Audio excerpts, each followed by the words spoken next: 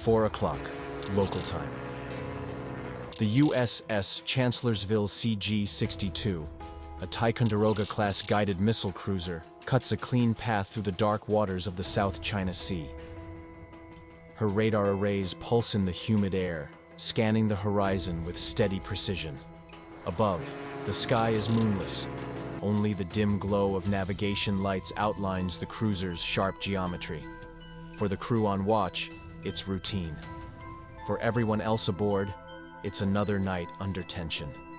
At 4:13, the AN/SPY-1 radar picks up a return, bearing 097, range 22 nautical miles. Small, fast-moving. A surface contact, closing. CIC logs the hit, filters out clutter. The system tags it automatically. Unknown surface vessel, speed 28 knots. Within minutes, there's another. Then two more. Their formation is tight, too coordinated for merchant traffic. From the bridge, Commander James Rourke, the Chancellorsville's commanding officer, leans forward, eyes fixed on the digital chart. The plotted tracks converge, parallel to the cruiser's projected course. Rourke doesn't say anything at first.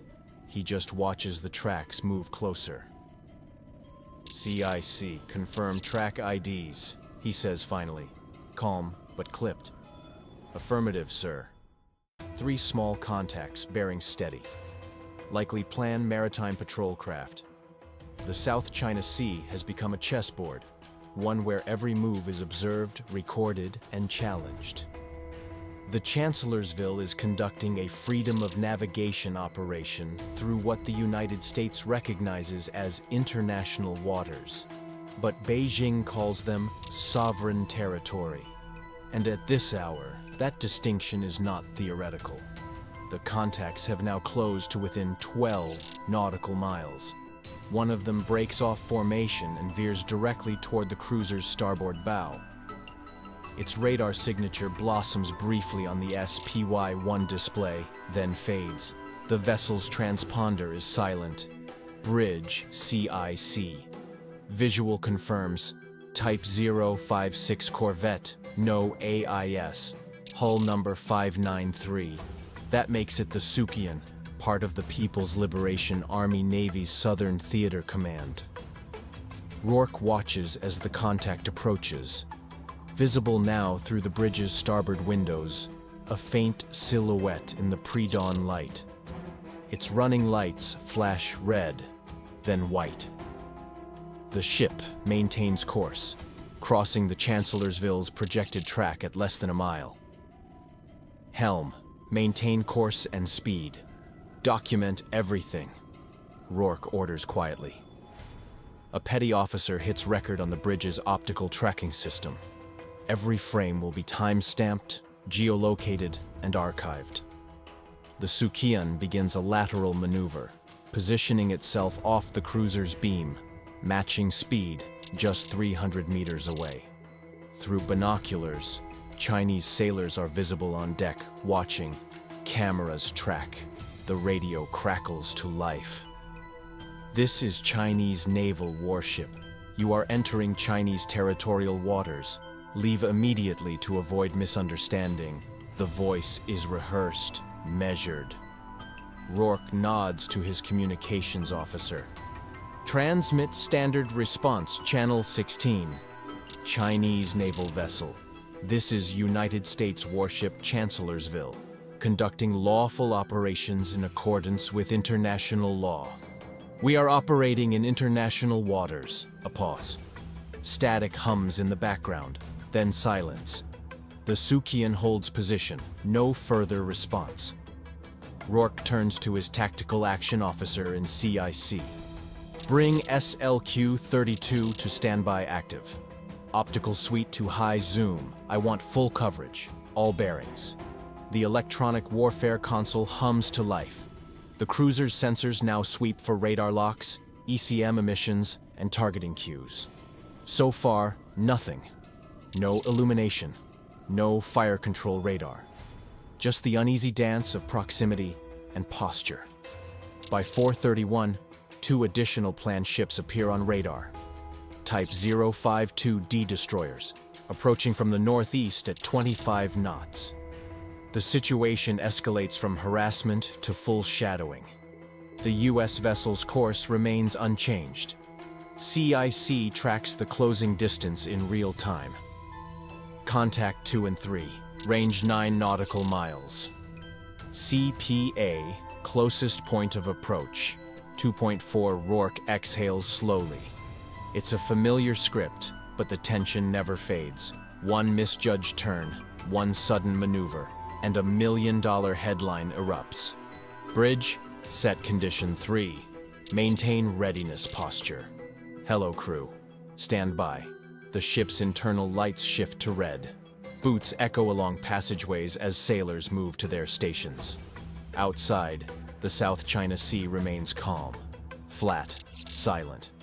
But on every radar screen aboard the Chancellorsville, the sea is alive with movement.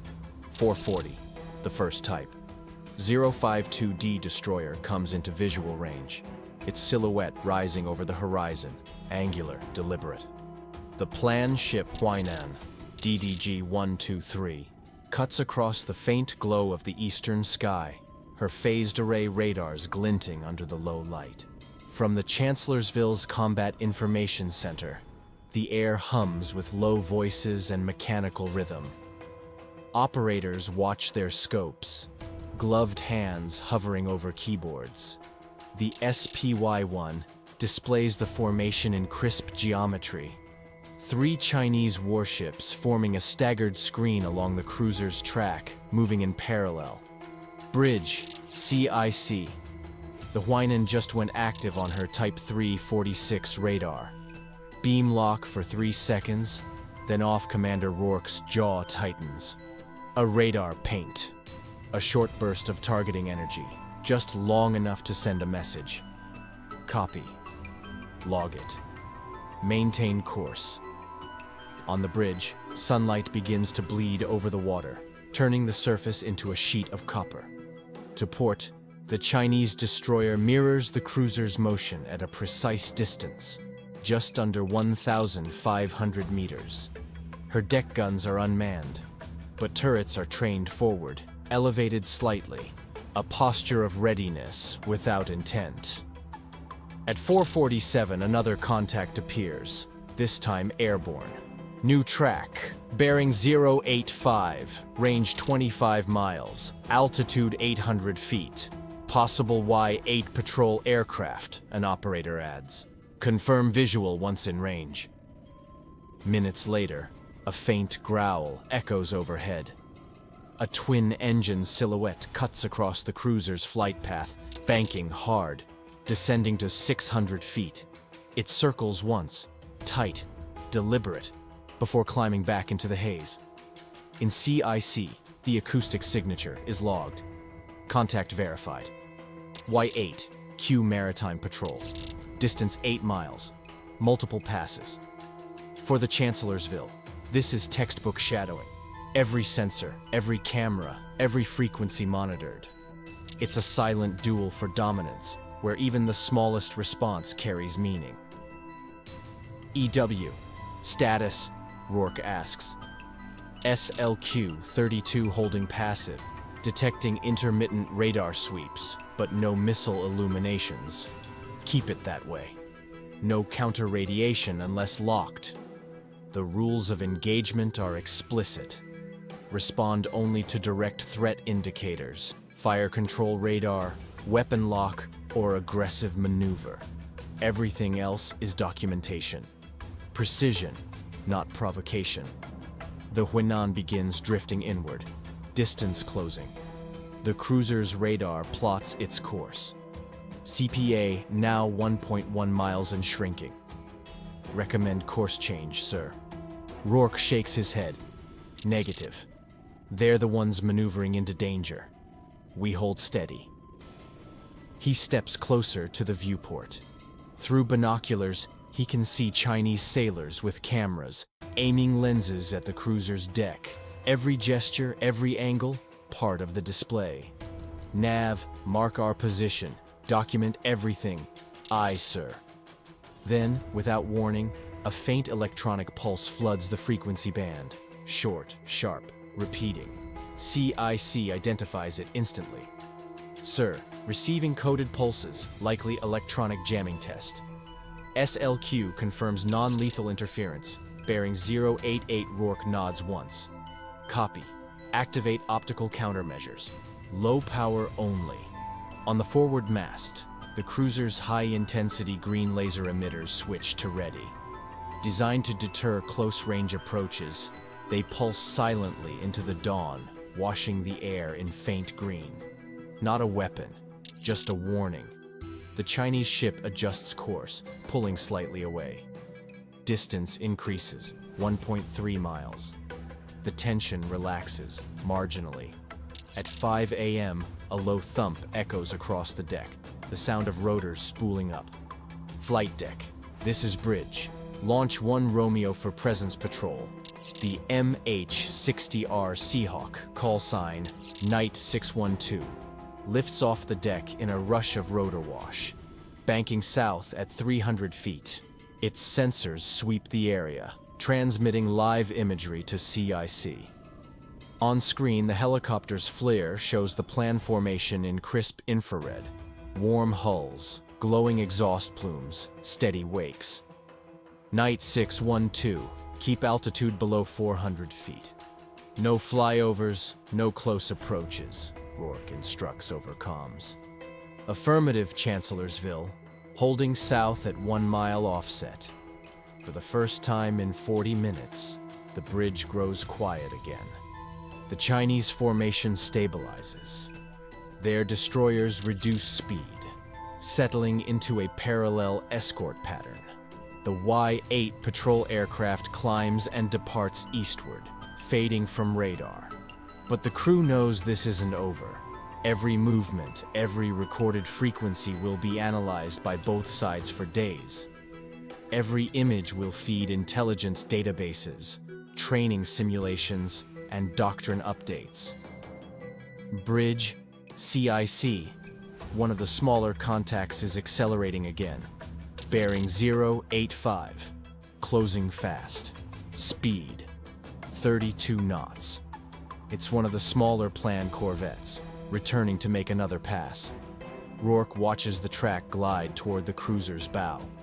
Hold course, he says quietly.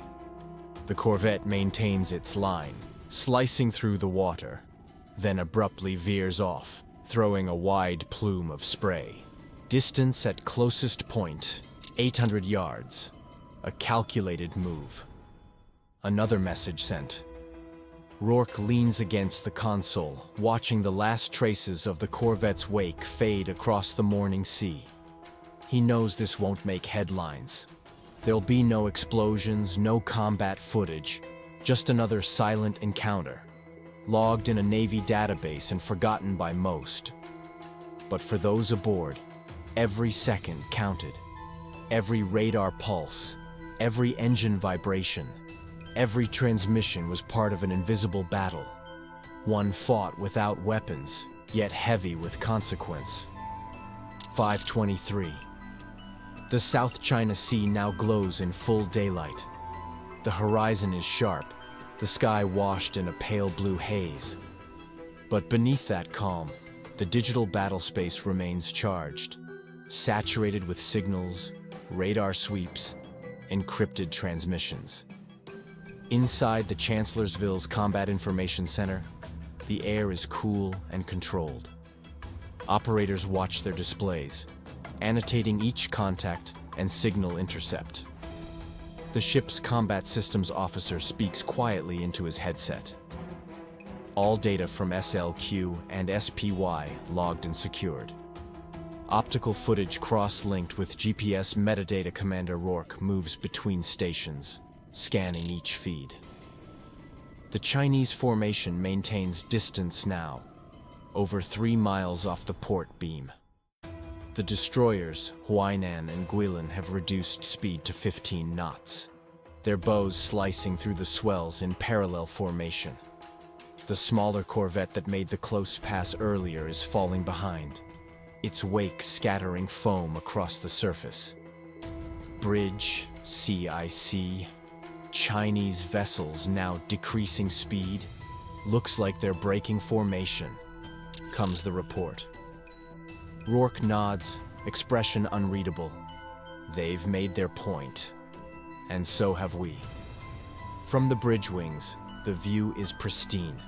The Chancellorsville moves in perfect stability. The American flag stiff in the wind. Sunlight glinting off the SPY-1 radar arrays. A lone Seahawk arcs across the sky in a slow turn before heading back toward the ship, rotors flashing silver in the sun. On deck, the crew watches in silence as the helicopter lowers onto the flight deck, tail aligned perfectly with the ship's motion. Touchdown. Engines spool down. Another routine mission, on paper. But routine is an illusion here. The Chancellorsville's presence in these waters is a statement of law, not aggression. Every freedom of navigation operation is a quiet assertion that international seas remain free, and that no nation can close them through force or declaration. For the sailors aboard, that principle has a weight all its own. At 5:30, the communications officer looks up from his console. Sir, message from 7th Fleet. Maintain course as planned. Proceed to waypoint Sierra 2. Chinese vessels likely to shadow intermittently. Rourke simply replies, acknowledged. He steps to the chart table, tracing a finger across the route line. The next waypoint is 40 nautical miles southwest, an invisible marker in the world's most contested waterway. On radar, the Chinese ships begin to fade, first to low-intensity returns, then to background clutter. By 5:37, the Chancellorsville sails alone again. The tension drains slowly, replaced by the mechanical calm of normal operations. The bridge reverts to standard lighting. Sailors resume quiet conversation, the normal rhythm of the sea returning like a heartbeat. In CIC, analysts compile the encounter log. 4:13, initial contact, 3 planned vessels detected. 4:24, Sukian crossing maneuver. 4:40, Huainan radar illumination. 4:53 to 5:12, shadowing and ECM activity. 5:20 to 5:30, planned disengagement. Every second of the event, radio calls, bearing changes, decibel readings, is stored. Later, it will be transmitted to the Fleet Command, cross-referenced with satellite surveillance and signals intelligence. From there, it will vanish into the classified archives used to refine doctrine, adjust intercept procedures, and train the next watchstanders. Rourke stands alone at the bridge's forward window, the sun climbing over the calm sea. He doesn't speak. There's nothing left to say. Behind him, the ship hums with the subdued energy of endurance, thousands of tons of steel and circuitry carrying the weight of quiet deterrence. Far on the horizon, a faint shape lingers, the outline of one last Chinese vessel, barely visible in the shimmer of heat. It keeps its distance, shadowing from miles away. Neither side calls. Neither side turns. Two navies, locked in the same silence that defines this contested sea. No shots fired, no collisions, no victory. Just another line drawn, invisible, but absolute. As the Chancellorsville presses onward, her wake stretches across the flat expanse, a temporary scar on a waterway that never rests. And then, without ceremony, the horizon swallows her whole.